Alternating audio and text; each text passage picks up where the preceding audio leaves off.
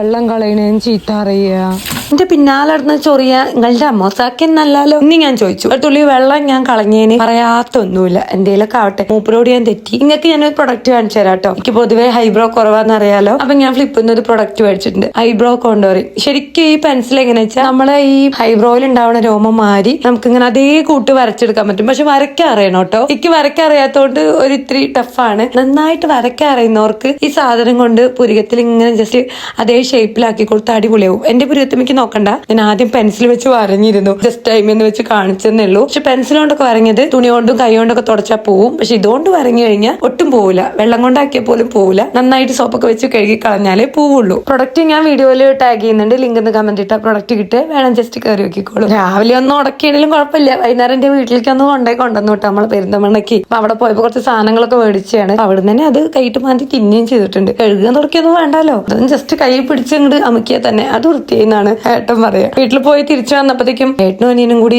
ഒരു കവിതയൊക്കെ തയ്യാറാക്കിയിരിക്കണു നമ്മുടെ ജെമിനി വഴി.